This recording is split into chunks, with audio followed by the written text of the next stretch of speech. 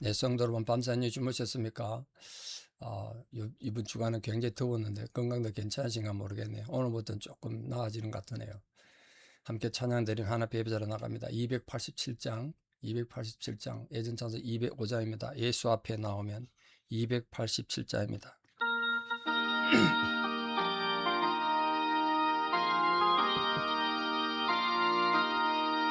예수 앞에 나오면 죄사함 받으며 주의 품에 안기어 편히 쉬리라. 우리 주만 믿으며 모두 군 얻으며 영생 복락 멸류관 확실히 받겠네. 예수 앞에 나와서 은총을 받으며 마음의 기쁨 넘치어 감사하리라. 우리 주만 믿으며 모두 군 얻으며 영생 복락 멸류관 확실히 받겠네. 예수 앞에 설 때에 흰 옷을 입으며 밝고 빛난 내 집에 길이 살리라. 우리 주만 믿으며 모두 군 얻으며 영생 복락 멸류관 확실히 받겠네. 아멘. 주기도문으로 우리 신앙을 고백드립니다. 하늘에 계신 우리 아버지, 아버지의 이름을 거룩하게 하시며 아버지의 나라가 오게 하시며 아버지의 뜻이 하늘에서와 같이 땅에서도 이루어지게 하소서. 오늘 우리에게 일용할 양식을 주시고 우리가 우리에게 잘못한 사람을 용서하여 준 것 같이 우리 죄를 용서하여 주시고 우리를 시험에 빠지지 않게 하시고 악에서 구하소서. 나라와 권능과 영광이 영원히 아버지의 것입니다. 아멘. 2026년 7월 16일 목요일 새벽입니다. 하나님 주신 말씀 요한복음 14장 22절에서 26절입니다. 요한복음 14장 22절에서 26절 말씀 봉독에 올립니다. 가롯인 아닌 유다가 이르되 주여 어찌하여 자기를 우리에게는 나타내시고 세상에는 아니하려 하시나이까. 예수께서 대답하여 이르시되 사람이 나를 사랑하면 내 말을 지키리니 내 아버지께서 그를 사랑하실 것이요 우리가 그에게 가서 거처를 그와 함께 하리라.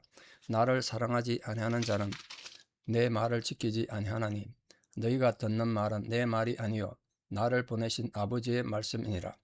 내가 아직 너희와 함께 있어서 이 말을 너희에게 하였거니와 보혜사 곧 아버지께서 내 이름으로 보내신 성령 그가 너희에게 모든 것을 가르치고 내가 너희에게 말한 모든 것을 생각나게 하리라. 아멘. 22절에 나오는 유다는 예수님 12제자 가운데 한 사람인데 야고보 아들입니다. 야고보의 아들 유다. 그래서 다른 데서는 다데오라고도 이름이 적혀 있습니다. 마태복음, 마가복음 명단에서 다데오라고 되어 있습니다. 유다란 이름은 유대사에 굉장히 흔한 이름입니다. 신약 성경에도 여러 명의 유다가 등장하잖아요. 예수님 조상의 유다부터 시작해서 가롯 유다, 또 예수님 동생도 유다가 있고 갈릴리 사람 유다도 등장하고 또 다메섹 유다도 있고 바사바로 가던 유다 등등이 등장합니다. 오늘 특히 근데 본문에 가롯인 아닌 유다 이렇게 쓴 이유는 유다란 이름이 다른 사람과 혼돈을 피하기 위해서죠. 가룟 유다인지 어느 유다인지 모르면 안 되니까. 그러니까 요한은 이 가룟 유다에 대한 적대감을 그렇게 은연중에 드러낸 게 아닌가 이렇게 생각합니다. 가룟인 유다는 예수님을 배신한 배신자지만 또 다른 유다는 아니다. 그런 뜻으로 표시하겠죠. 근데 그 유다가 주님께 중요한 질문을 했습니다. 이건 유다 혼자만의 질문이 아닌 것 같고 제자들이 대부분 아마 그래 생각했을 거예요. 이렇게 질문했습니다. 왜 당신의 모습을 제자들에게는 나타내시고 세상에 나타내지 않습니까? 그러니까 제자들 앞에서는 기적도 많이 베푸시고 많은 천국 복음도 가르치시고 제자들이 계속 가르치지 않습니까? 너희는 이렇게 들었다. 그러나 나는 너에게 이렇게 말한다라고 가르치셨어요. 근데 왜 세상에 나타내지 않느냐? 그렇게 말했습니다. 그 세상에 드러내가지고 좀 권력을 잡지 왜 이렇게 계시냐 이런 뜻이죠. 이렇게 3년 동안이나 주를 쫓은 이 가룟 유다 아닌 유다가 아직도 이 주님의 영적인 사역을 파악하지 못했다는 증거죠. 아직도 예수님을 세속적인 왕권을 가지는, 또 왕권을 가져야 되는 그런 존재로 인정하고 있는 겁니다. 대부분 제자들은 그렇기 때문에 누가 더 높은 자리, 더 큰 자리 차지하냐 그걸로 싸웠겠죠. 그러니까 유다는 주께서, 예수님께서 세상을 다스리는 왕으로 오셔서 제자들과 함께 세상을 지배하게 되길 바랐던 것 같아요. 이 잘못된 메시아관이죠. 유대인들이 대부분 그런 메시아관을 가진 거 아니겠습니까? 정치적 메시아관. 근데 오늘날도 우리 신앙이 이런 잘못된 메시아관은 아니더라도 잘못된 모습을 가지기가 참 쉽죠. 우리가 물질적인 축복을 받거나 내가 기도해서 많은 응답 받거나 기도 응답의 내용도 좀 문제긴 합니다만, 그런 세속적인 명예를 얻기 위한 하나의 도구나 방법으로 신앙을 생각하는 경우도 있단 말이에요. 그건 정말 잘못된 거예요. 완전 엉뚱한 신앙이죠. 그래서 나의 신앙과는 성경적인가, 건강한가, 하나님 인정하시고 기뻐하는 신앙이 맞는가, 거기에 대한 좀 고민을 할 필요가 있습니다. 그래서 연결해서 예수님은 진짜 신앙, 참된 신앙이 뭔가를 지금 얘기하고 있습니다. 그 덧붙여 이렇게 말씀하셨어요. 주님은 나를 사랑하는 자는 계명을 지키는 자고, 나를 사랑하지 않는 자는 그 말씀을 지키지 않는다, 이렇게 말씀하셨습니다. 이게 지금 요한복음 14장에서만 세 번째 등장하는 말씀인데요. 앞에 15절에 처음 등장했고 21절에 등장했습니다. 그리고 이 말씀이 반복될 때마다 약간씩 강조돼서 중요한 의미가 더 덧붙여졌는데요. 그러니까 지금 유다나 다른 제자들이 생각했던 잘못된 메시아관을 완전히 뒤집어 엎는 거죠. 너희들이 진짜 내 제자고 나를 사랑하는 존재라면 그런 헛된 메시아관을 가지지 말고 나의 말을 지키는 자가 되라는 거예요. 내 말씀대로 살라는 거예요. 15절의 말씀은 계명을 지키는 것이 주의 명령에 대한 단순한 순종이 아니라 사랑의 표현이다. 명령이면 어쩔 수 없이 지키는 거지 않습니까? 그게 표현이 아니라 내가 주님 사랑하니까 이 말씀대로 삽니다, 이렇게 돼야 된다는 거예요. 21절은 15절에 더 확대돼 가지고 이 계명을 수행하는 자, 나를 사랑해서 계명을 지키는 자가 하나님 보호와 인도를 받는다, 그랬습니다. 그리고 지금 오늘 본문 23절, 24절 말씀에서는 주님께서 가르치신 말씀이 뭐라고요? 그게 곧 하나님의 말씀이고, 그 계명을 지키는 자는 성령이 그 안에 내주하신다. 성령이 내주하신다는 사실을 밝히셨어요. 내용이 점점 확대됐죠. 그처럼 하나님을 사랑한 우리는 어떤 봉사와 희생 이전에 과연 그게 하나님이 기뻐하신 일이 맞는가? 하나님의 말씀에 건강한 것인가? 자기 신앙을 돌아보는 훈련이 되셔야 돼요. 자기 객관화 훈련. 그러면서 중요한 25절 26절에 내가 아직 너희와 함께 있어서 이 말을 너희에게 하는데, 이제 보혜사, 즉 돕는 자, 파라클레토스라고 그랬습니다. 옆에서 돕는 자, 그 돕는 자가 너에게 와서, 그 성령이 너에게 와서 이 모든 걸 가르치시고 내가 너에게 말한 것을 생각나게 할 것이다. 가르치고 생각나게 한다, 그렇게 말씀하셨어요. 이 보혜사라는 성령이 우리에게 오면 뭘 하느냐? 성경에 굉장히 많은 내용들이 있는데 간단하게 좀 소개하면, 무엇보다 악과 대항할 수 있는 지혜와 힘을 주십니다, 성령이. 그 성령이 우리에게 와야 진짜 거듭나게 되는 거예요. 그리고 진리로 인도받는 것도 성령이 오셔야 돼요. 우리가 머리로 진리 안다고 해서, 진리를 안다고 그대로 살 수 없습니다, 절대로. 성령이 내 안에서 역사하고 성령이 사라지게 해야 진리로 인도받아요. 그리고 우리가 하나님 일을 할 수 있게 열심도 주시고 능력도 주시죠. 물론 성령이 하는 굉장히 중요한 역할 중에 하나가 죄를 깨닫게 하고 회개하게 하는 능력입니다. 그 성령의 영은 회개의 영입니다. 회개의 영. 또한 성경에 보니까 성령이 전도하는데 굉장히 중요한 도구와 출발이 됐습니다. 성령이 있어야 복음을 전한다. 또 무엇보다 성령은 우리 위로하는 자죠. 그리고 우리가 하나님의 자녀임을 증거하는 분이 성령이시다. 우리 안에서 하나님 자녀가 증거하고, 삶이 힘들고 고달프고 어려워도 기쁨을 누릴 수 있도록, 우리가 기쁨을 느끼고 기쁨을 주시는 분도 성령 때문이에요. 그런 과정을 통해서 우리를 세상과 구별된 존재, 한마디로 거룩한 존재 만드는 것도 성령의 은혜입니다.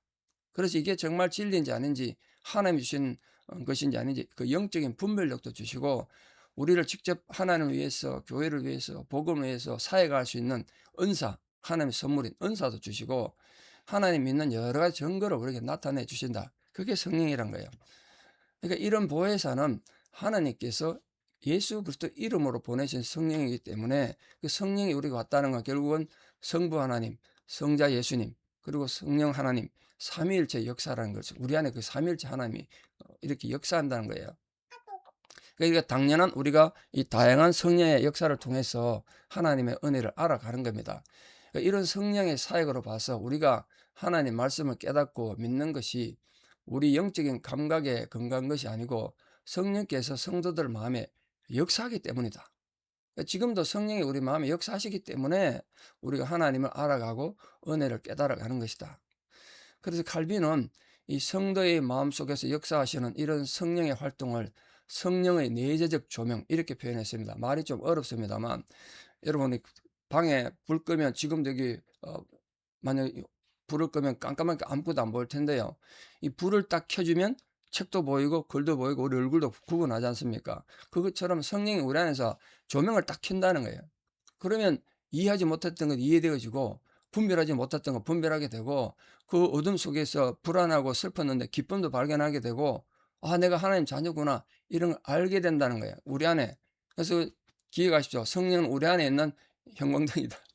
그래서 그 스위치가 딱 켜져서 불이 딱 들어오면 내가 나도 알게 되고, 하나님도 알게 되고, 우주도 알게 되고, 이웃도 알게 되고, 내가 뭘 해야 되는지 알게 된다. 그래서 성령이 굉장히 중요한 거죠. 오늘 주님께서 왜 세상에 드러내가지고 자기를 드러내지 않습니까? 라는 잘못된 메시아관을 가진 유다 뿐만 아니라 모든 제자들에게 성령이 너에게 얼마나 중요한지, 성령이 와야 진짜 제자가 되고 진짜 크리스찬이 된다, 기독교인이 된다, 그런 가르침을 주셨습니다.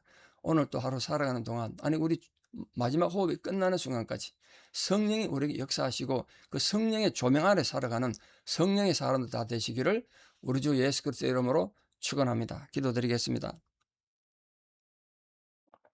참 좋으신 아버지 하나님의 은혜와 사랑을 감사드립니다. 오늘도 우리에게 귀한 하루의 생명을 주셨는데, 이 하루의 삶을 사는 동안에도 성령의 힘에 의지하여 성령의 조명에 의하여 살아가는 저희들 되게 도와주시옵소서. 주님께서 우리를 사랑하시고 또 우리를 위하여 이렇게 많은 사랑을 주셨습니다. 오늘 주님께서 나를 사랑하는 자는 나의 말씀을 지킨다고 말씀하셨습니다. 기독교의 본질은 말씀을 아는 데 있는 것이 아니라 그걸 지키고 행하는 데 있다고 주님이 이렇게 여러 차례 말씀하셨습니다. 우리도 주를 사랑하는 자로서 주님 말씀을 잘 깨달아 알 뿐 아니라 그걸 행할 수 있는 힘과 능력을 더하여 주시옵소서. 그러기 위해서는 성령의 도우심과 격려와 인도가 반드시 필요합니다. 우리 모든 성도들 심령 안에서 이 하루도, 아니 우리가 죽을 때까지 성령의 뜨거운 역사가 살아있는 감동이 있게 하여 주시옵소서. 이제는 우리 주 예수 그리스도의 은혜와 하나님 아버지의 만극하신 사랑과 성령님의 위로교통 역사하심이 오늘도 주를 사랑함으로 주의 말씀을 지키는 자가 되어 성령의 인도를 받고 성령의 내재적 조명에 의하여 살아가기를 결단하는 사랑하는 성도님들의 아름다운 신앙의 고백 위에, 또 우리 사랑하는 모든 자녀들의 삶의 상황과 그들의 처해 있는 삶의 현실 위에, 또 우리 사랑하는 모든 성도님들의 삶의 현장과 기업과 또 병상에서 또 삶의 환난 당하여 지쳐있는 성도님들 심령 위에, 또 무엇보다 지금도 여러 가지 고난과 혼란 가운데 있는 여러 민족들, 또 무더위와 자연재해로 고통받는 사람들, 우리 사랑하는 선교사님들 사역 위에 이제부터 영원토록 함께 하시옵기를 간절히 축원하옵나이다. 아멘. 이 하루도 성령과 동행하는 복된 하루 되기를 축복합니다. 감사합니다.